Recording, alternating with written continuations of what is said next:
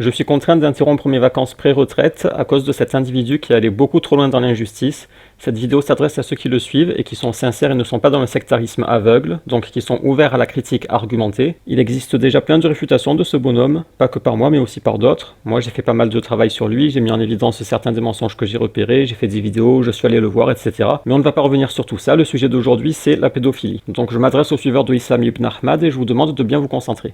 Si jamais j'affirmais en vidéo que Issam ibn Ahmad a des tendances pédophiles, comment réagiriez-vous ? Il est évident que vous me tomberiez dessus. Vous me traiteriez de menteur, de calomniateur, de quelqu'un de pervers, vous diriez que c'est une attaque ad personam, car je n'ai pas d'argument scientifique pour le contredire, donc je m'attaque à sa personne, d'accord, et vous auriez raison. Mais si je vous disais, je ne suis pas un menteur car j'ai la preuve, c'est que lorsque je suis allé le voir, je l'ai vu 4 fois, mais la dernière fois ou avant-dernière fois où je l'ai vu, il y avait un petit garçon, sans doute le fils d'un élève, et Issam ibn Ahmad lui a caressé la tête en souriant. C'est donc bien la preuve de sa pédophilie.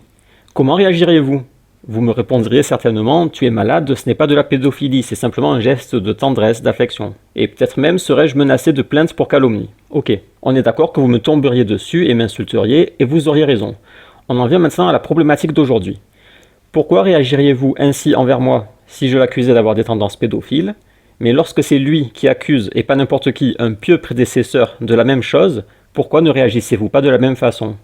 Il avait des tendances pédophiles, Chabi. Donc vous qui avez écouté gentiment la vidéo de Issam ibn Ahmad, vous qui avez peut-être mis un pouce vert sous sa vidéo, vous qui avez peut-être pris part à cette calomnie, je vous demande une seule chose, d'écouter la défense. Car c'est trop facile d'insulter les morts en les accusant d'avoir des tendances pédophiles sans qu'il n'y ait de défenseurs. Donc si vous avez un gramme d'honnêteté en vous, je vous demande d'écouter la défense, même si ça va être un peu long car on va essayer d'être didactique. Mais ne dites pas que vous n'avez pas le temps, vous avez eu le temps d'écouter la calomnie, vous avez le temps d'écouter la défense. Et vous allez voir que ce bonhomme est allé beaucoup trop loin, il n'a plus de limites. Dénigrer les savants en les faisant passer pour des gens au bottes du régime omeyyade, alors que lui-même est réellement au bottes du régime maudit français mécréant et qu'il est un caniche de Chiappa et du lobby LGBT. Est-ce que ça veut dire que dans les prêches, on considérera que 2 hommes ont le droit de s'aimer, de se marier? Est-ce que l'islam a interdit le mariage entre hommes? Il n'y a pas d'interdiction, il n'y a pas d'interdiction. C'est une chose. Mais comme son délire de complot omeyyade de débile mental n'a pas suffi à convaincre les gens, il passe au stade supérieur de l'atteinte à l'honneur du musulman, ce bouffeur de chair, pour tenter d'éloigner les gens des savants, pour tenter de les égarer. Pourquoi ? Parce qu'il n'a pas de preuves scientifiques. Chaque fois, sur le plan scientifique, il se fait dégommer par tout le monde. D'ailleurs, s'il avait les arguments scientifiques, il n'aurait pas besoin de passer par la diabolisation par la pédophilie. Juste une précision avant de commencer, cette vidéo n'est pas une vidéo générale sur la pédophilie, car certains pervers vont vouloir faire diversion en disant « Regardez, un adulte peut épouser un enfant prépubère », ce n'est pas le sujet. Si vous voulez faire le procès de l'islam sur ce sujet, ce n'est pas aujourd'hui, ce n'est pas ici. Aujourd'hui, c'est le procès intenté par Issam ibn Ahmad à l'imam al-Sha'abi, et étant donné que ce dernier est mort et qu'il n'a pas de défenseur, je serai son commis d'office. Chabi, il avait des tendances pédophiles, Chabi. Wallah, il faut respecter la science et les gens de la science. Chabi, il avait des tendances pédophiles, Chabi.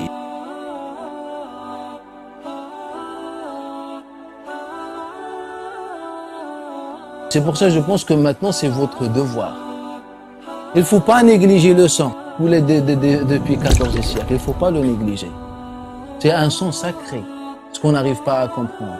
Chabi, il avait des tendances pédophiles, Chabi.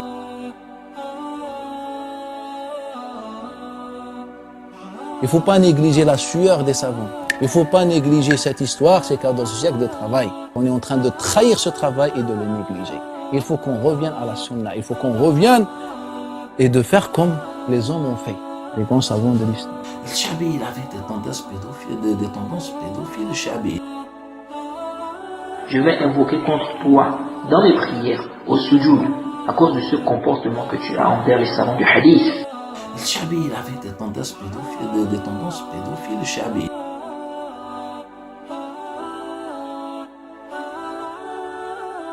Ce sont des savants qui ont donné leur vie, leur âme à Allah Ta'ala, et on est venu dans cette époque et on a délaissé et on a trahi l'effort et le sacrifice des savants.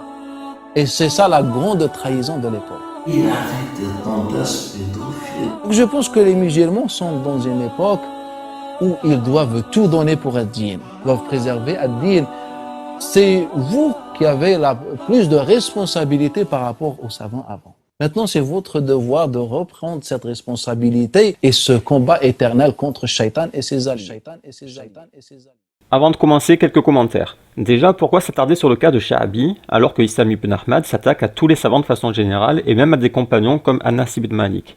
Pourquoi ne pas défendre Anas ou d'autres savants? Première raison, c'est que sa manipulation sur Sha'abi sera plus simple à mettre en évidence, car elle ne nécessitera pas beaucoup de technicité. Car par exemple, dans sa vidéo récente sur l'avortement, il attaque un autre savant, Al-A'amash. Je pourrais défendre Al-A'amash, mais ce serait plus complexe car beaucoup plus technique. Par exemple, il dit que, comme d'habitude, Al-A'amash cite plein de sources différentes. Ce hadith a été rapporté par Al-A'amash. Une fois, il nous dit d'après Zayd ibn Wahb. Une fois, il nous dit d'après Khaythama. D'après Ibn Mas'ud, bien sûr. Une fois, il nous dit d'après Rabi'a ibn Abi Abdurrahman, d'après Omar ibn Abi Murra, d'après Rabi'a ibn Abi Abdurrahman, d'après Abdullah ibn Mas'ud. Al-A'amash, il nous donne des sources différentes, contradictoires, etc. À chaque fois, il a fait pareil. Lui, voilà, à chaque fois, il fait pareil. Bref. Il veut faire croire que Al-A'amash invente ses sources et peut-être aussi le hadith. C'est un pur mensonge.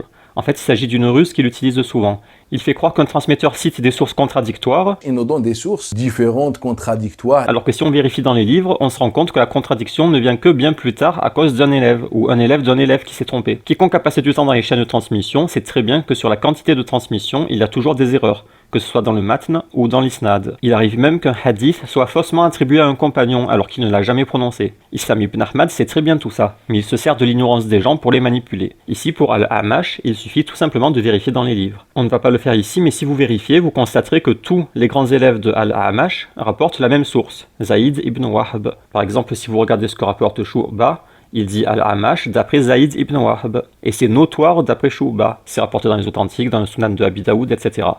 Maintenant, si on regarde un autre grand élève de Al-A'amash, Waki', c'est pareil. Il dit que Al-A'amash rapporte d'après Zayd ibn Wahb. Un autre grand élève, Jarir, il dit pareil, Al-A'amash d'après Zayd ibn Wahb. Et si on regarde les deux plus grands élèves de Al-A'amash, commençons par Sufyan al-Thawri, que rapporte-t-il? Pareil, Sufyan dit Al-A'amash d'après Zayd.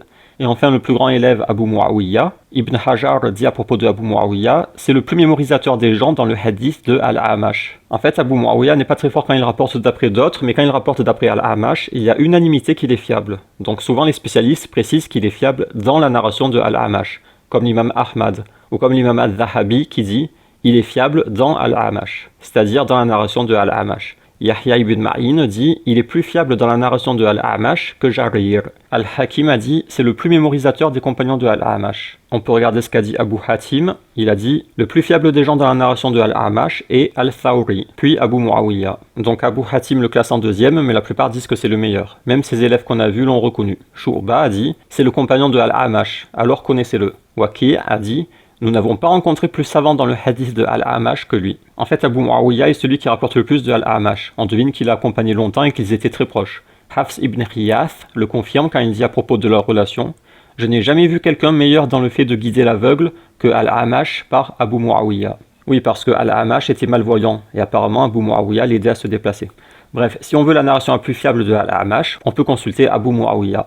Et que rapporte-t-il à propos du hadith qui nous intéresse? Il dit Al-A'amash rapporte d'après Zayd ibn Wahb, et c'est notoire d'après Abu Muawiyya. Plein d'élèves de Abu Muawiyya rapportent la même chose, notamment l'imam Ahmad. Dans son Musnad, l'imam Ahmad dit Haddathana Abu Muawiyya, Haddathana Al-A'amash, An Zayd ibn Wahb. Donc on a tous les grands élèves, y compris Sufyan et Abu Muawiyya, le top du top, qui disent que la source de Al-A'amash, c'est Zayd ibn Wahb. Si jamais d'autres citent une autre source, c'est forcément une erreur de leur part. On va regarder ce que rapportent les autres, les élèves plus petits de Al-A'amash. Par exemple, Yahya ibn Sa'id al-Qattan. Que rapporte-t-il? Eh bien, il dit pareil, la source de Al-A'amash, c'est bien Zayd ibn Wahb. Les autres élèves aussi disent Zayd ibn Wahb. Vous allez dire, mais alors que raconte Issam ibn Ahmad? Il nous donne des sources différentes, contradictoires. Je vous explique.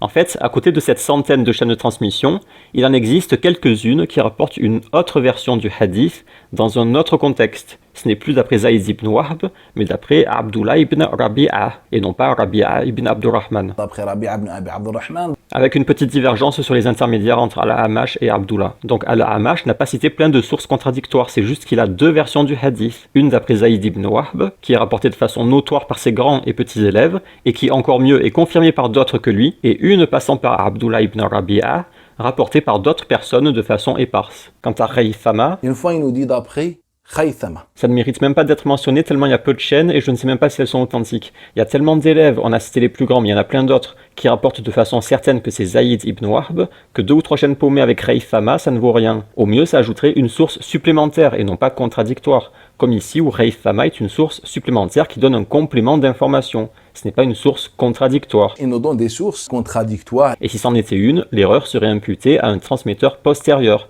au vu de la quantité affolante d'élèves qui citent la chaîne correctement. C'est à croire que c'est la première fois de sa triste existence que ce Islam ibn Ahmad lit des chaînes de transmission. On dirait un gamin qui vient de découvrir qu'un transmetteur peut avoir plusieurs sources pour un même texte. Il avait fait la même chose avec Zuhri, et s'était fait réfuter par moi-même à l'époque, où je débutais à peine dans le hadith. Mais vous allez me dire que Zuhri est catégorique, qu'il est ferme, il est sûr de ce qu'il rapporte.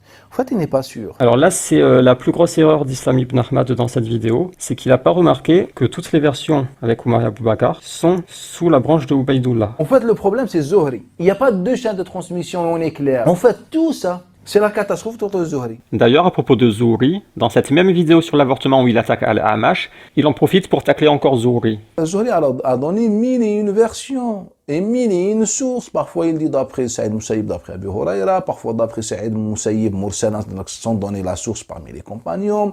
Parfois, il dit non d'après Abu Salama ibn Abdurrahman. Parfois, non d'après Saïd Moussaïb et Abu Salama ibn Abdurrahman. Les deux d'après Abu Huraira. Voilà, on ne va pas s'en sortir. C'est un hadith que rapporte Zuhri sur la compensation en cas d'agression d'une femme enceinte provoquant la mort du fœtus. Islam ibn Ahmad prétend que Zuhri a donné 1001 versions et 1001 sources. A donné 1001 versions et 1001 sources. C'est faux, il a 2 sources, c'est tout. Saïd ibn al-Moussaïb, le cheikh qu'il a longtemps fréquenté lorsqu'il était jeune, et Abu Salama, un autre de ses chouyours, les deux d'après Abu Huraira. Et parmi les 3 élèves de Zuhri qui rapportent la version de Saïd, autrement dit Yunus, Malik et Al-Layth, l'un d'entre eux, Malik, rapporte le hadith de façon mursal. Selon Malik, Saïd ibn al-Moussaïb n'a pas cité Abu Huraira. Quant à Yunus et Al-Layth, il le rapporte de façon marfou'. Fin de la polémique. C'est juste ça, 2 sources, et Malik qui rapporte de façon mursal une des 2. Et donc Islam ibn Ahmad fait passer Zuhri pour quelqu'un de douteux qui se contredit et répète non, non. Parfois il dit d'après Saïd Moussaïb, parfois il dit non d'après Abu Salama, parfois non d'après Saïd Moussaïb et Abu Salama. Mais c'est une invention, il n'a jamais dit non. C'est un pur mensonge pour vous faire croire que Zuhri est douteux, alors qu'il n'y a rien de douteux ou d'inhabituel ici dans le schéma de transmission. Et au contraire, ça montre la grande connaissance de Zuhri dans les ahadiths, car il a non pas une, mais 2 sources pour le même hadith, dont une qui est confirmée par d'autres transmetteurs que lui. Pareil, quand on avait vu le hadith on m'a ordonné de combattre des gens, on avait vu qu'il avait 2 sources différentes. Et pareil, quand on avait vu le nisab pour le had du voleur, Zuhri avait encore 2 sources. Zuhri est trop fort, il a encore 2 chaînes. Et c'était encore confirmé par d'autres transmetteurs que lui. Et donc ils confirment tous. Zuhri a dit vrai. Amra nous a rapporté la même chose. Et là, sur le fœtus, il a encore 2 sources. Impressionnant, Zuhri. Je rappelle que Az-Zuhri est peut-être le plus grand transmetteur de la sunna de l'histoire. Ibn Taymiyyah a dit « Zuhri a préservé l'islam environ 70 ans ». Al-Dhahabi, dans son Siyar, a dit « Où est le semblable à Zuhri, rahimahullah ». Islam ibn Ahmad a peut-être la haine contre lui car il a préservé et transmis la sunna comme personne. Sauf que chaque fois où il a essayé de l'attaquer, il était complètement à côté de la plaque. La première fois, il prétendait que Zuhri était confus et qu'il y avait une catastrophe autour de lui. On a une catastrophe autour de Zuhri. Et en vérifiant dans les livres, on avait pu aisément constater que Zuhri avait été au contraire extrêmement précis et qu'il avait 2 sources distinctes qu'il avait très bien distinguées lorsqu'il les a transmises à ses élèves. Et la confusion n'était pas chez Zuhri, elle n'était que dans l'esprit malade de Islam ibn Ahmad. La deuxième fois qu'il a attaqué, il prétendait que Zuhri rapportait d'après Urwa, d'après Aïcha, que le prophète voulait se suicider. Et Zuhri, d'après Urwa, d'après Aïcha, rapporte la même chose jusqu'à la fin, que le prophète voulait se suicider. Acceptez-vous ça? Or, en allant vérifier dans les livres, on s'était rendu compte que c'était un mensonge. Zuhri rapportait le suicide non pas d'après Urwa, d'après Aïcha, Et Zuhri, d'après Urwa, d'après Aïcha, ce qui rendrait le récit authentique, mais il le rapporte sans chaîne de transmission. Zuhri a été incroyablement précis sur ses sources, et l'imprécision et la maladie ne se trouvaient encore que dans l'esprit de Islam ibn Malad. Ce que cet ignorant ne savait pas, ou feignait d'ignorer, c'est que la partie sur le suicide n'est pas authentique. Ibn Hajar al-Asqalani a bien fait remarquer que c'était un mursal de Zuhri, et le mursal de Zuhri n'est pas authentique, car quand il ne cite pas de source, on craint que celle-ci soit douteuse. Yahya ibn Sa'id al-Qattan a dit « Le mursal de Zuhri est pire que le mursal des autres, parce qu'il est un grand mémorisateur. Toute personne qu'il veut nommer, il la nomme, et il ne délaisse que quelqu'un qu'il n'aime pas nommer. » L'imam Shafi'i a dit « L'irsal de Zuhri n'est rien. » Au final, Az-Zuhri n'est coupable de rien sur l'histoire des tentatives de suicide. Il n'est que coupable de grande précision et de grande honnêteté. Et il a bien fait de rapporter ce récit à titre informatif. C'est une trace historique précieuse, même s'il s'est avéré qu'elle n'a pas pu être authentifiée car confirmée par personne d'autre. Quant à la partie authentique du hadith de Zuhri où le prophète reçoit la révélation et va se réfugier auprès de Khadija, Islam ibn Ahmad prétendait que les savants avaient été malhonnêtes en choisissant cette version et en vous cachant les autres. Vous avez le droit de savoir ce qui se trouve dans notre patrimoine. On vous a sorti une version, la plus ridicule et la plus malsaine. Alors que d'après Aïcha, on a deux, Urwa et Yazid ibn Ababanaous. Sauf que les savants n'ont rien caché, tout se trouve dans les livres. Ensuite, ils ont traité les informations avec science, autrement dit, ils acceptent ce qui est authentifié et rejettent ce qui est inauthentique. Contrairement à Islam ibn Ahmad, qui rejette l'authentique par passion et haine maladive, et qui prend des récits faibles tout en cachant malhonnêtement à ses suiveurs les faiblesses.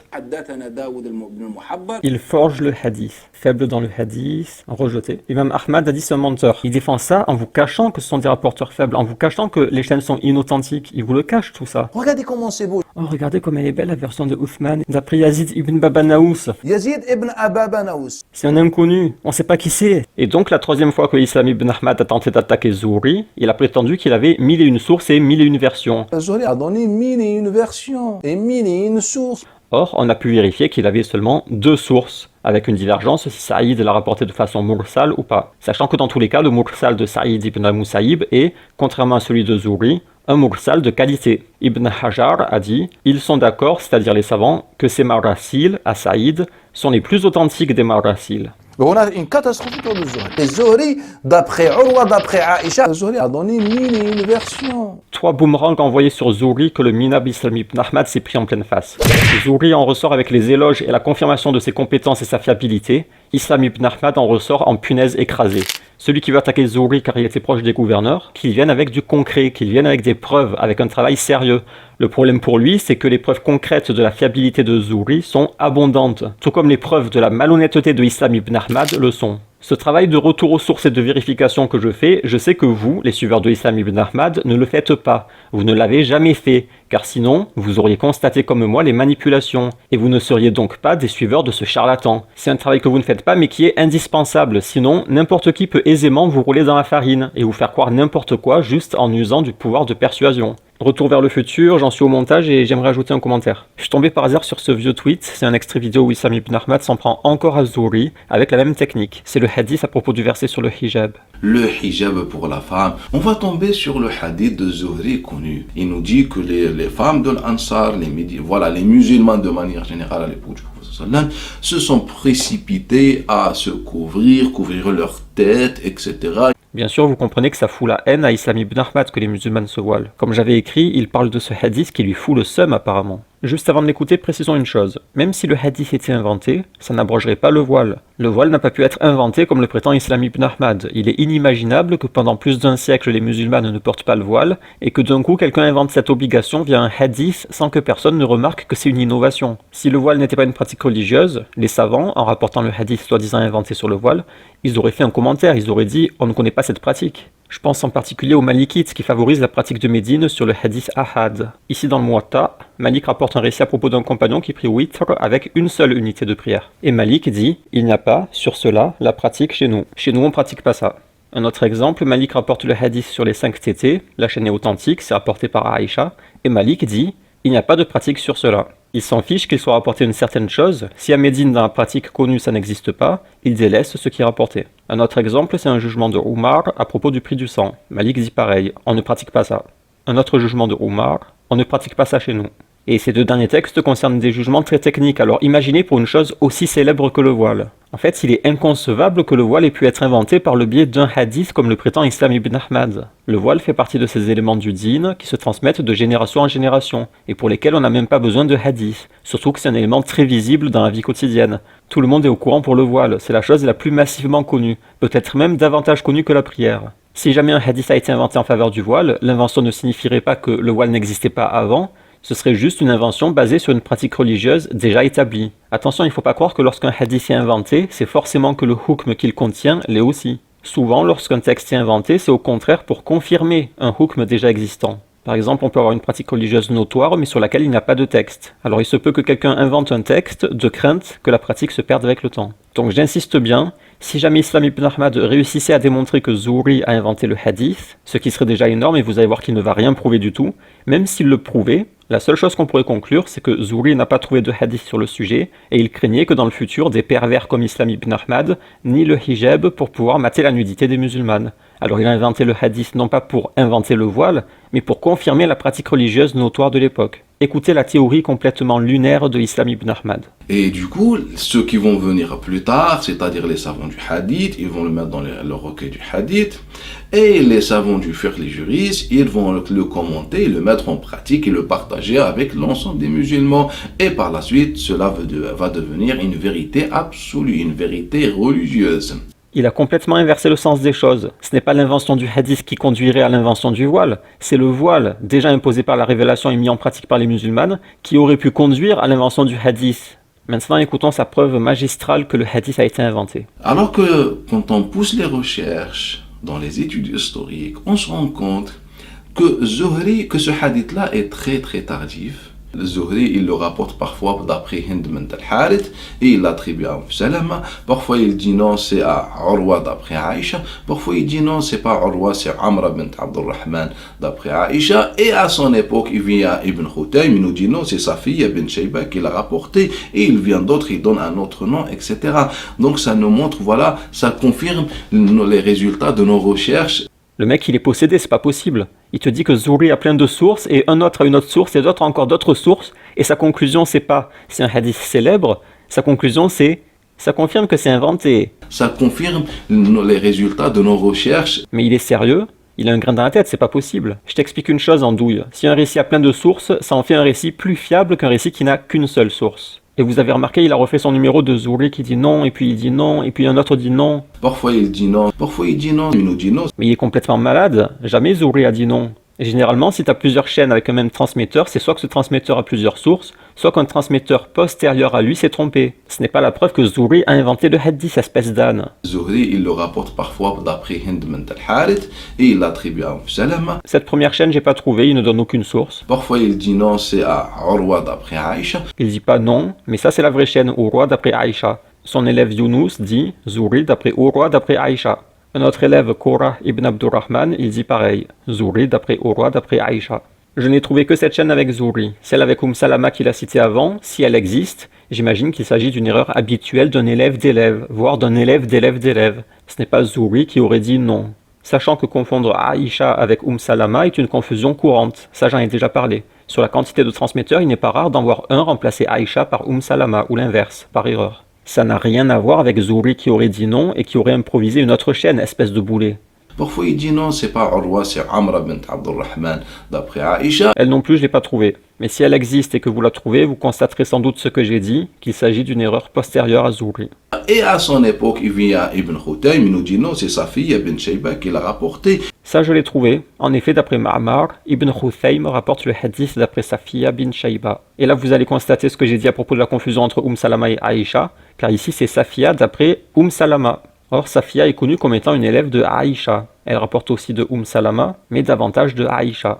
Et sachant que Zuhri, qui est un rapporteur plus fiable et avec une meilleure mémoire, rapporte le hadith d'après Urwa d'après Aïcha et non pas Salama, on peut suspecter que Salama est une erreur. Certes, il est possible que Aïcha et Salama rapportent toutes les deux le même hadith.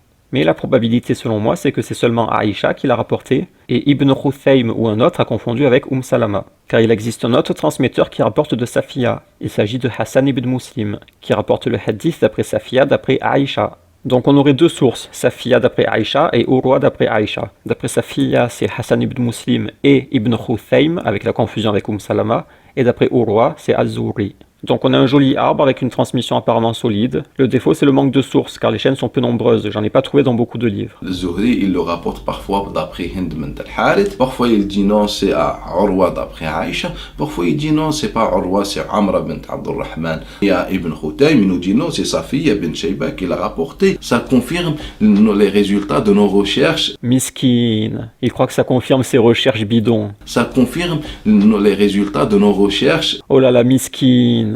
Non seulement il n'a cité aucune source, Mais en plus, il n'a rien prouvé quant à l'invention du hadith. Au contraire, on a plusieurs sources de Aïcha. Et en plus, Zuhri, encore une fois, innocenté, car il n'est pas seul à rapporter le hadith. Et en plus, même si ce miskin avait réussi à prouver que le hadith avait été inventé, ça n'aurait pas prouvé que le voile est inventé. Et le pire, c'est qu'il s'amuse à dénigrer le contenu du hadith avec les femmes qui se précipitent. Se sont précipités à se couvrir leur tête, etc.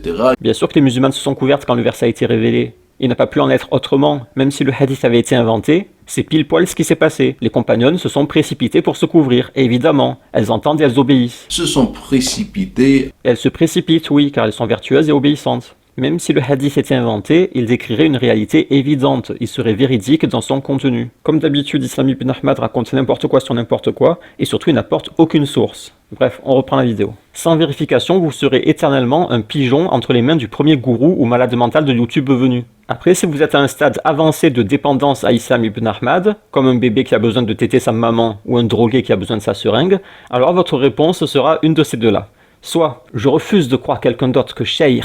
Papa, Cheikh a sûrement une explication. Soit vous allez dire, va le voir en face si tu es un homme. Alors pour la première réponse, sachez que vous êtes dans mon incompréhension de 2019 lorsque j'étais encore naïf. Je me disais, mais il peut pas mentir comme ça ouvertement aux gens, il a sûrement une explication. Sauf que lorsque je suis allé le voir, il n'avait pas d'explication. Au contraire, quand je voulais lui parler de ses mensonges, il a essayé d'éviter le sujet. Il s'est carrément désavoué de ses vidéos. J'ai dû insister. Finalement, il a accepté que je lui en parle. Et sa seule réponse, c'était un espèce de fou rire que son équipe m'a demandé de couper au montage. Et l'excuse de c'est pas un mensonge car je te le dis. Ce hadith, il est faux. Non. Mais vous l'utilisez. Oui, bien sûr. Mais les gens croient qu'il est authentique quand vous l'utilisez. En fait, c'est pour ça que ça va être un peu... Mais vous piégez les gens. Alors si vous citez des hadiths, on croit qu'ils sont authentiques. On va les répéter aux gens. En fait, ils sont faux. Pour comprendre En fait, c'est pour ça que je t'ai dit, ça serait bien qu'on fasse un débat sur le fond et pas répéter ce que j'ai dit. Et du coup, il y a plein d'erreurs, plein de mensonges en fait. Parce que vous faites passer des hadiths authentiques pour faux et l'inverse, vous piégez les gens en fait, vous trompez les gens. Après, c'est toi qui appelle ça mensonge. Mensonge, c'est quand on cache une vérité et dire ce qui n'est pas vrai. Là, vous cachez que c'est pas authentique, selon vous. Non, en fait, je ne cache pas car je te le dis. En gros, tous les mensonges dans ces vidéos ne le seraient pas, car quand je suis allé le voir et que j'ai insisté, il a finalement avoué que c'était faux. Donc selon lui, le mensonge devient vérité, comme par magie. Désolé, mais non, ça ne fonctionne pas comme ça, les mensonges restent des mensonges. Et aucune vidéo mensongère n'a été retirée de YouTube. Et de nouveaux mensonges continuent d'être publiés encore aujourd'hui. Donc votre réponse 1, Cheikh a sûrement une explication, c'est juste de l'aveuglement de fanatiques. Quant à la deuxième réponse, va le voir, en fait, je suis déjà allé le voir, et il n'a pas pu se défendre. Il a simplement fait des hors-sujets et il a ajouté de nouveaux mensonges par-dessus les anciens. Autre chose, ce n'est pas à vous de m'inviter chez Islam ibn Ahmad. S'il veut me voir, c'est à lui de m'inviter. D'ailleurs, la fois où je suis allé le voir après que vous m'ayez harcelé pour y aller, il ne comprenait pas qui j'étais, ce que je fichais là. Il me disait, moi j'ai rien demandé. Donc non, ce n'est pas à vous de m'inviter chez lui, c'est à lui de m'inviter s'il a envie. Mais il ne le fera pas. Et de toute façon, c'est moi qui l'invite. Je lui lance le défi. Je mets au défi Islam ibn Ahmad de venir chez moi et je le démasque avec les preuves. Dernière chose, vos deux réponses sont des réponses de fanatiques sectaires. Depuis quand a-t-on besoin d'un papa pour accéder à la vérité ? La vérité se vérifie directement, sans besoin de se référer au gourou. Si le gourou n'a pas menti, cela peut se vérifier dans les livres. Et s'il a menti, ça se vérifiera aussi. Pourquoi le gourou a-t-il tant peur que vous soyez indépendant ? Pourquoi cette hantise de l'indépendance chez vous ? Et si vous dites que vous n'avez pas les compétences pour vérifier ces propos, alors la situation est extrêmement grave, car vous êtes en train d'avouer que vous le suivez aveuglément. Vous êtes en train de suivre aveuglément un type connu pour être un charlatan, un menteur et un hérétique. Et ce n'est pas juste moi qui le dis, c'est quelque chose de notoire, il a une réputation. Pourquoi refusez-vous que Islam ibn Ahmad soit soumis à la critique ? C'est un compagnon, un prophète, le Mahdi, c'est qui à vos yeux ? Pourquoi toute la Oumma est passée par la critique, mais lui devrait-il en être préservé ? Quand on veut savoir si un tel est fiable dans une chaîne de transmission, par exemple, on se réfère aux avis des spécialistes qui le connaissent ou qui ont étudié son cas. On va voir par exemple ce qu'a dit l'imam Ahmad, ce qu'a dit Abu Hatim, Yahya ibn Ma'in, etc. Et ils vont dire en toute honnêteté s'il est fiable, faible, menteur, etc. Pourquoi Islam ibn Ahmad serait-il, lui, intouchable ? Pourquoi ne pas se référer à ceux qui ont étudié son cas ? Moi je suis l'un de ceux qui l'ont le plus étudié et je témoigne que c'est un menteur, un manipulateur, un shaitan. Si vous ne me croyez pas, vous avez Muhammad Wara qui s'est penché sur son cas. Et il a constaté, pareil, que c'est un menteur pathologique. Par exemple, Islam ibn Ahmad. Lui, c'est clair que c'est un menteur. Les mensonges d'Islam ibn Ahmad sont flagrants. Et il a des paroles où on ne peut avoir une autre explication que de dire il a menti. Il est connu pour ruser et manipuler ses auditeurs. Et j'ai suffisamment apporté des preuves justifiant cela. Et ce n'est pas encore fini. Et il a invoqué contre lui, tout comme Rabah, qui était l'ancien compagnon de l'Islam ibn Ahmad. Pareil, il a dit qu'il est ignorant, qu'il fait beaucoup de mal aux musulmans, qu'il a déjà fait peur une famille, etc. C'est un ami en qui on avait confiance. Je l'ai vu mener des musulmans à la catastrophe, et je dis bien la catastrophe par son manque de sagesse. Et il a complètement brisé la famille en question. J'ai vu une maman pleurer devant moi, un père ne plus parler avec son fils dormir à la rue. Tout ça à cause d'Islam ibn Ahmed. Je parle de la vie de gens qui ont basculé à cause de lui. C'est des choses qui sont extrêmement graves.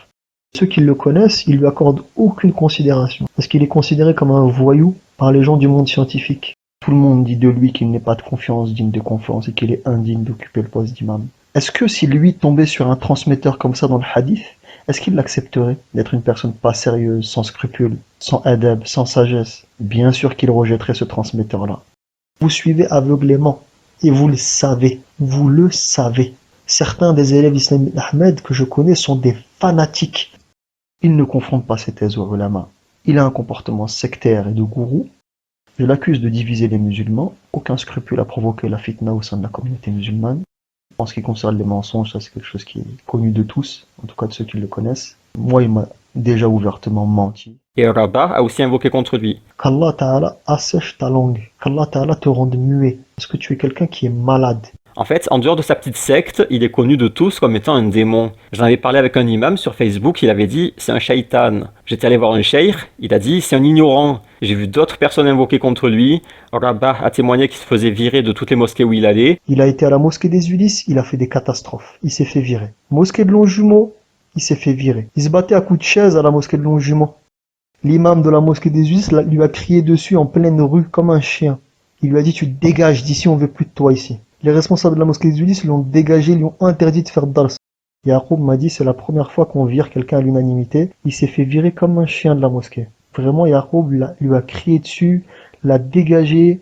Mosquée de Place de France, je sais pas ce qui s'est passé à ce moment-là parce que j'étais pas là, je devais être en train de... En tout cas, il a eu des problèmes à Place de France également. Dernièrement, quand il est allé propager l'homosexualité, l'association était choquée et s'est désavouée de lui. Ils veulent plus voir sa gueule. Le type, y a personne pour témoigner en sa faveur, à part la petite bande de jeunes pigeons à ses pieds totalement lobotomisés. Et de toute façon, on n'a pas besoin de demander l'avis aux gens, puisque les preuves parlent d'elles-mêmes. Après, si vous avez décidé de ne pas regarder les preuves et de vous aveugler, sachez que c'est votre choix. Vous n'êtes pas une victime de Islam ibn Ahmad, vous êtes un coupable. Vous avez décidé de vous égarer. Toutes les preuves sont là, les preuves rationnelles, scientifiques, religieuses, mais vous avez décidé de tout délaisser pour prendre ce pitre de Islam ibn Ahmad comme protecteur. Vous avez fait vous-même le choix de l'égarement.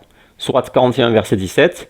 Et quant aux Famoud, nous les guidâmes, mais ils ont préféré l'aveuglement à la guidée. Votre aveuglement sur Islam ibn Ahmad est un choix, et votre égarement est donc mérité. Sourate 7, verset 30. Ils guident une partie, tandis qu'une autre partie a mérité l'égarement parce qu'ils ont pris en dehors d'Allah les diables, les shayatines, pour alliés. Et ils pensent qu'ils sont bien guidés. C'est ça qui est triste, c'est que ces égarés croient être bien guidés car leur idole Islam ibn Ahmad brille dans leurs yeux. Donc il n'y a pas grand chose à faire pour les fanatiques, c'est pourquoi on ne va pas insister davantage sur Islam ibn Ahmad et sa secte, on va juste défendre l'honneur de Ash-Sha'abi contre cette vipère. Et cette fois on va plus profond dans la médiocrité, car ce n'est plus une attaque sur les hadiths, mais une histoire de fesses. Ce bouffeur de chair est maintenant en train de renifler dans les slips des savants. Oui, il a le nez fourré dans les slips, il en est là. Il essaie de voir comment il a libido de un tel et un tel. C'est là où il a placé le débat, minable. Donc voilà les deux raisons à pourquoi on va défendre Sha'abi. Premièrement, parce que son cas va être très simple à traiter. On n'aura pas besoin de fouiller dans les chaînes de transmission, etc.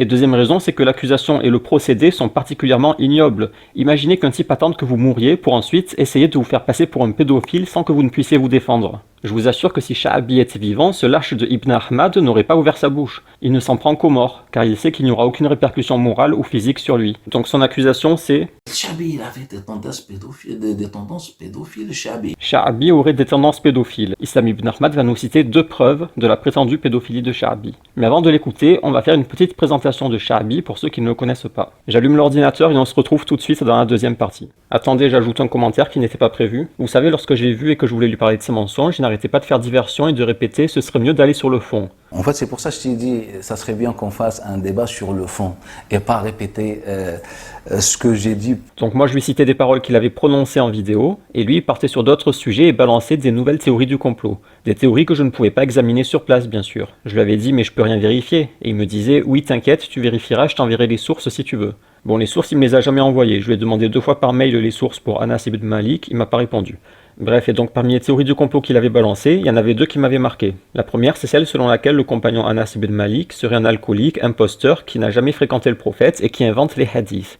Et une de ces preuves que Anas n'a pas pu entendre de hadith, c'est qu'il était tout bébé, au point où il ne se souvenait pas que le prophète lui ait touché sa queue de cheval. Il était tout petit et il l'a dit d'ailleurs lui-même, selon son fils Toumama, il nous dit que mon père m'a rapporté qu'il avait une queue de cheval, hein, et qu'un jour il voulait la couper. Lorsque sa mère elle lui dit « Mais tu veux couper ça? Tu te rappelles pas ?» Mais le prophète sallam il l'a touché. Donc comment peut-on affirmer que Anas a servi le prophète sallam et il était mature, conscient, alors qu'il ne se rappelle même pas que le Nabi touchait ses cheveux? Sauf qu'il a, comme à son habitude, falsifié le récit. Je vois que tu n'as pas perdu tes habitudes, hein, Islam. Jamais il n'est dit dans le texte qu'il ne s'en rappelait pas. Quand sa mère lui dit « tu te rappelles pas », c'est une pure invention manipulatoire de Islam ibn Ahmad. Lorsque sa mère elle lui dit « Mais tu veux couper ça? Tu te rappelles pas ?» Menteur. Qui se rappelle même pas que le Nabi touchait ses cheveux. Ce type est un menteur, et cette invention de la mère qui dit « tu te rappelles pas » lui permet de faire croire aux pigeons qu'il détient la preuve que Anas était un bébé qui n'a pas pu entendre le prophète. Attention, j'insiste, on n'est pas dans un cas particulier. Islam ibn Ahmad a l'habitude d'inventer des dialogues pour soutenir ses théories du complot. En fait, le texte dit juste que Anas avait une queue de cheval, et sa mère Sulaym a dit « ne la coupe pas, le prophète l'a touchée ». C'est tout. Est-ce que ça veut dire qu'il ne s'en souvient pas? Non. Sulaym donne juste la justification à pourquoi elle aimerait qu'il ne la coupe pas. C'est pour la baraka. Car Sulaym est connue pour ça. C'est elle qui avait récolté de la sueur du prophète dans un flacon de parfum pour la baraka. De plus, si le prophète touchait les cheveux de Anas, ça prouve au contraire qu'il a bel et bien fréquenté le prophète. En fait, c'est un argument contre la théorie de l'islam ibn Ahmad, mais il le transforme par la ruse en argument pour. De plus, le hadith est, comme souvent chez Islam ibn Ahmad, inauthentique. Et ça, comme à son habitude, décidément, il a encore caché.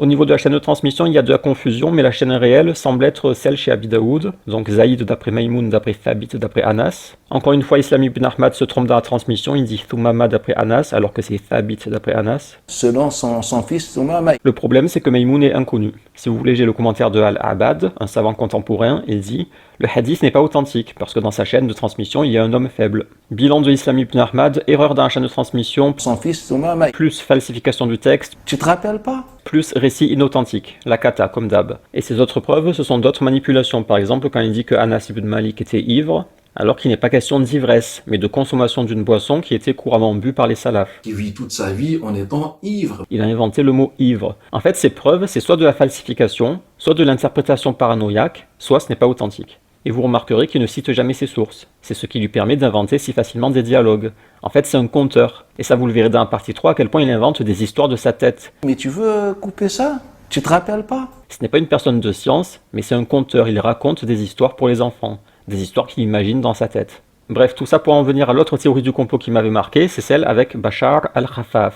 Tu connais l'histoire de Bachar al-Khaffaf ou tu connais pas? En fait, moi je lui parlais d'une chose, et c'est lui qui est parti en hors-sujet sur Bachar al-Khaffaf. Et là, on va rentrer vraiment dans le fond du fond. Quand il disait ce serait mieux qu'on aille sur le fond, là on y est, c'est le fond du fond du fond. Et on va découvrir quel est ce mystérieux fond.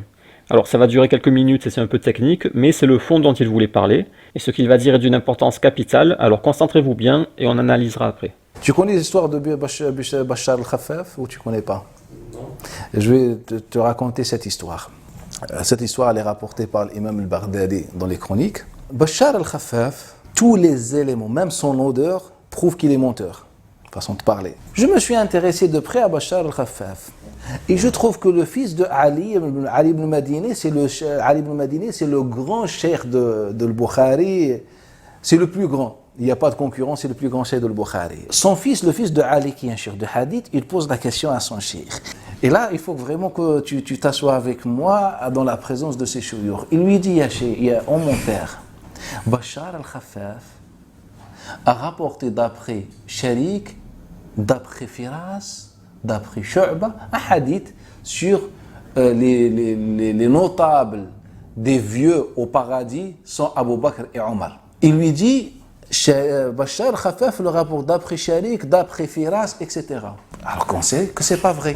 C'est ce que le fils dit au père. On sait que c'est pas vrai.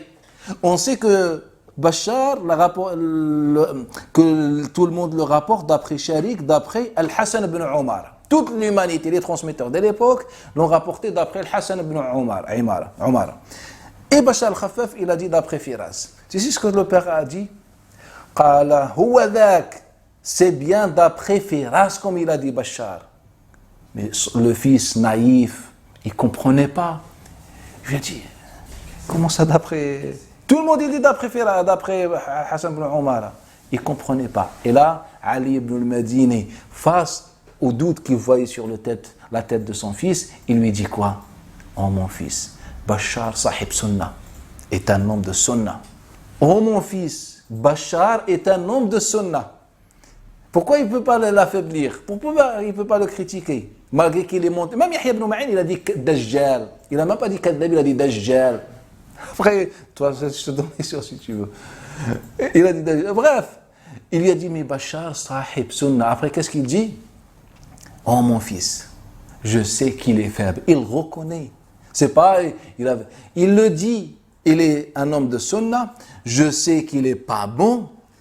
Walakin, mais. Et il a terminé la phrase par le mot mais. Qu'est-ce que tu veux que je te dise? S'il est sunnite, je ne peux pas le dire. Qu'est-ce que tu veux? Et en fait, cette méthode est très présente sur les transmetteurs. Alors vous avez compris, il accuse Ali ibn al-Madini d'être sectaire, de refuser d'affaiblir un menteur et de valider sa chaîne de transmission alors qu'il sait qu'elle est fausse. Et il conclut que ce sectarisme, c'est quelque chose de très répandu chez les transmetteurs. Bon, déjà, Ali ibn al-Madini, pour ceux qui ne le connaissent pas, c'est un savant du hadith, c'est un grand élève de Sufyan ibn Uyayna, et c'est un grand shaykh de l'imam al-Bukhari. Ali ibn al-Madini, c'est le grand shaykh de al-Bukhari. Et il est spécialiste dans la critique des transmetteurs. Quand on veut savoir si un tel est fiable ou non dans une chaîne, il fait partie des grandes références. Niveau science, professionnalisme et objectivité, on est dans le top du top. Pourtant, Islam ibn Ahmad prétend qu'il aurait refusé d'affaiblir un menteur. Bizarre. Donc là, attention, on se met sur nos gardes. Ne serais-tu pas en train d'essayer de nous manipuler comme à ton habitude, vieux serpent d'Alfortville? D'ailleurs, on remarque une contradiction dans son récit. Il dit que Ali ibn al-Madini a reconnu que Bachar était faible. Je sais qu'il est faible. Il reconnaît. Mais qu'il n'a pas voulu l'affaiblir. Pourquoi il ne peut pas l'affaiblir? Pourquoi il ne peut pas le critiquer? C'est contradictoire. S'il reconnaît qu'il est faible, ça s'appelle un affaiblissement. Il ne peut pas dire « je reconnais qu'il est faible, mais je ne veux pas l'affaiblir ». Ça n'existe pas. Il y a un problème. On devine qu'il y a une Islam ibn Arnak quelque part. La seule solution pour démêler le vrai du faux et dénouer les nœuds, c'est d'aller à la source. Donc le hadith qui fait débat se trouve par exemple chez Ibn Majah. Le contenu ne nous intéresse pas, on s'intéresse à la transmission. Alors il y a différentes chaînes, par exemple l'arrière-petit-fils de Ali qui le rapporte, un autre qui rapporte d'après Anas, etc.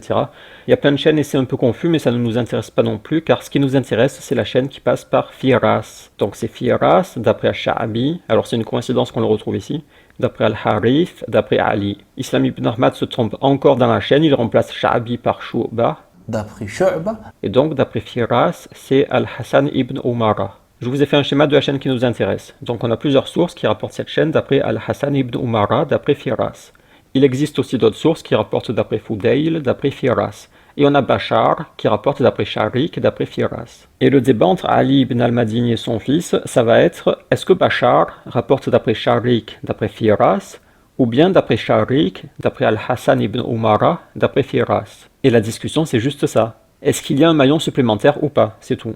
Moi, quand j'avais entendu Islam ibn Ahmad, j'imaginais qu'il s'agissait d'un truc de fou, avec Bachar qui est un menteur, et il a inventé une chaîne de façon malveillante. Mais en fait, sa chaîne, on s'en fout. Le hadith est déjà rapporté par plein d'autres transmetteurs. Le témoignage de Bachar n'apporte rien de plus. Et la question, c'est juste... a-t-il oublié Al-Hassan entre Sharik et Firas? Et donc Abdullah, le fils de Ali ibn al-Madini, va demander à son père à propos de la chaîne de Bachar, et Ali va confirmer que c'est bien Sharik d'après Firas, sans Al-Hassan entre les deux. Donc voici le texte, on est dans Tarikh Baghdad. Cette histoire elle est rapportée par l'imam al-Baghdadi dans les chroniques. Abdullah ibn Ali ibn al-Madini a dit « J'ai entendu mon père, donc Ali, dire « Bachar al-Khaffaf a rapporté d'après Sharik, d'après Firas, d'après Sha'abi, d'après Al-Harith, d'après Ali, le hadith sur les maîtres des aînés au paradis. Alors je lui ai dit à mon père, Sharik n'a rapporté ce hadith que d'après Al-Hassan ibn Umara. Il veut dire c'est pas d'après Firas, il y a Al-Hassan entre les deux. Alors là le récit n'est plus très clair, il semble que ce soit Ali qui parle et il dit que c'est Sharik d'après Firas. Donc sans Al-Hassan entre les deux. Puis il a dit, Bachar rapportait les ahadiths et il était un sahib sunnah. Je l'ai défendu, mais... Et j'ai couvert le dernier mot que Islam ibn Ahmad a caché, je le révélerai après. Alors, quelques commentaires. Déjà, lorsque Ali dit que c'est Sharik d'après Firas, il ne dit pas ça par sectarisme, il dit ça d'un point de vue scientifique. Il rapporte la chaîne de Bachar, comme ce dernier l'a cité. Après, il y a un débat sur est-ce que Sharik a entendu Firas directement. Personnellement, au vu des dates et des transmetteurs, je penche plutôt vers l'avis de Ali. Je ne pense pas que Sharik rapporte d'après Al-Hassan. Mais peut-être que c'est Abdullah qui a raison, peu importe, on s'en fiche. C'est juste pour vous expliquer qu'il s'agit juste d'un débat habituel sur les chaînes de transmission et qu'il n'y a rien de suspect dans le fait que Ali dise que c'est Sharik d'après Firas. Donc la partie sur le hadith, c'est bon, il n'y a rien de suspect. Et ensuite, il y a la partie où Ali dit « c'était un sahib sunnah, je l'ai défendu ». Alors là, ça fait peut-être allusion à l'épreuve de la création du Coran. Il semblerait que Bachar ait défendu l'orthodoxie au niveau de la Aqida, et Ali ibn al-Madini semble l'apprécier pour ça, également car il rapportait les hadiths. Il dit qu'il a défendu, mais on ne sait pas à propos de quoi, peu importe, on n'aura pas les détails. Et là, attention, il va se passer une chose exceptionnelle. Donc on a compris que Ali appréciait beaucoup Bachar. Et pourtant, regardez ce qu'il ajoute. Mais, en fait, Ali n'est pas dans le sectarisme, mais au contraire, il est en plein dans l'objectivité. Au début, il décrit Bachar tel qu'il est, un transmetteur de hadith, un sahib sunnah. Il dit qu'il a défendu, on ne sait pas à propos de quoi. Et juste après, il dit « mais ». Donc là, il apporte la nuance. Il ne dresse pas un portrait noir ou blanc, il te cite le blanc, et puis il nuance avec du noir. Il ajoute « mais ». Et quelle est la conclusion de Ali ibn al-Madini? Je vous révèle le mot que Islam ibn Ahmad a caché, et il l'a affaibli. Contrairement à ce que prétendait Islam ibn Ahmad, Ali ibn al-Madini a bel et bien affaibli Bachar. Pourquoi il ne peut pas l'affaiblir? Pourquoi il ne peut pas le critiquer? En fait, on peut ici constater l'incroyable objectivité de Ali ibn al-Madini. Il a défendu Bachar sur un certain sujet, on devine qu'il l'appréciait, il dit que c'était un sahib sunnah, et pourtant, il a affaibli. En fait, ce qu'on constate, comme souvent, c'est pile poil le contraire de ce que prétendait Islam ibn Ahmad. On ne constate pas le sectarisme de Ali, mais son objectivité. Autre chose, Islam ibn Ahmad a menti quand il a dit que Bachar était un menteur notoire. Bachar al-Khaffaf, tous les éléments, même son odeur, prouvent qu'il est menteur.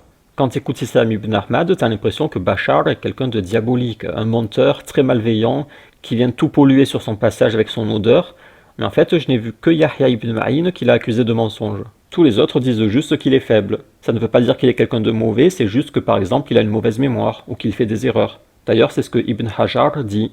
Il est faible, il fait beaucoup d'erreurs. C'est pas quelqu'un de méchant ou malveillant, c'est juste qu'il n'est pas compétent. Il y a juste Yahya ibn Ma'in qui le critique très sévèrement en bas et l'accuse de mentir. Sinon, à part Yahya, tout le monde dit qu'il est faible, donc, à part un qui le défend, il dit qu'il n'a pas vu de munkar dans ses hadiths. Tous les éléments, même son odeur, prouvent qu'il est menteur. C'est faux, son odeur ne dit pas qu'il est menteur. C'est juste un savant, Yahya ibn Ma'in, dans une narration, celle de Ibn Muhriz, où il est dit qu'il ment. C'est quand même hallucinant à quel point Islam ibn Ahmad a inventé tout un scénario dans sa tête. Regardez tout ce qu'il a inventé avec Abdullah naïf et le doute sur le visage, et Ali qui lui dit « Oh mon fils », c'est hallucinant. Alors qu'on sait que c'est pas vrai.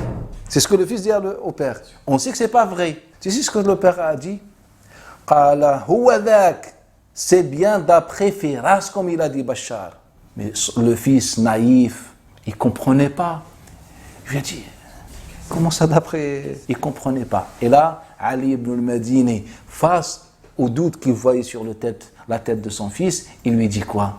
Oh mon fils, Bachar sahib sunnah est un homme de sunnah. Oh mon fils, Bachar est un homme de sunnah. Oh mon fils, je sais qu'il est faible. Il reconnaît, il le dit. Il est un homme de sunnah, je sais qu'il n'est pas bon, walakin, mais, qu'est-ce que tu veux que je te dise? S'il est sunnite, je ne peux pas le dire, qu'est-ce que tu veux? C'est hallucinant. Une autre ruse de Islam ibn Ahmad, c'est lorsqu'il dit « même ». Malgré qu'il est monté, même Yahya ibn Ma'in, il a dit « dajjal ».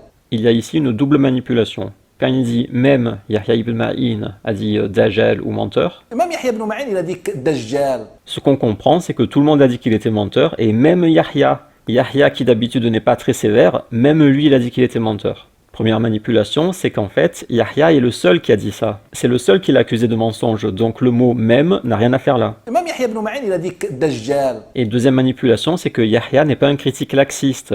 Nous sommes dans un livre de l'imam al-Zahabi, et il dit que parmi les plus sévères d'entre eux, il y a Yahya ibn Sa'id al-Qattan, Ibn Ma'in, Abu Hatim, etc. Yahya ibn Ma'in fait partie des critiques les plus sévères. Donc quand il dit même Yahya ibn Ma'in, c'est complètement débile, puisque Yahya est connu pour sa sévérité. Bref, comme d'habitude, c'est une cata du début à la fin. Le pire, c'est qu'il voulait vous faire croire que Ali ibn al-Madini ne pouvait pas affaiblir Bachar car il était sunnite. Qu'est-ce que tu veux que je te dise? S'il est sunnite, je peux pas le dire. Qu'est-ce que tu veux? Mais il vous prend vraiment pour des débiles. Ali ibn al-Madini, c'est un critique. Il passe sa vie à critiquer les transmetteurs de hadith sunnites. Il dit lui il est faible, lui c'est un menteur, lui il est rejeté. Ali ibn al-Madini passe son temps à affaiblir les sunnites. Pourquoi d'un coup il se mettrait à dire ah non lui il est sunnite, je peux pas l'affaiblir? Mais c'est ridicule. Il est complètement teubé ce Issam ibn Ahmad, c'est pas possible. Et même si Ali ibn al-Madini avait craqué, qu'il avait refusé d'affaiblir Bachar, car c'est son ami par exemple. Bon, c'est absurde car son métier c'est d'être objectif, mais admettons, dans le monde délirant de Issam ibn Ahmad, Ali ibn al-Madini a refusé d'affaiblir son pote, ok. Et bien même ça ne poserait aucun problème, car on ne se fie pas à un seul témoignage. On recoupe les différents témoignages, et tous les autres disent que Bachar est faible. Donc la conclusion serait sa faiblesse, même si Ali ibn al-Madini avait refusé de l'affaiblir. Mais ce n'est pas arrivé puisque, comme on l'a vu, il l'a affaibli, contrairement à ce que prétendait Issam ibn Ahmad. Pourquoi il ne peut pas l'affaiblir? Pourquoi il ne peut pas le critiquer? Fin du hors-sujet, donc rendez-vous dans la deuxième partie.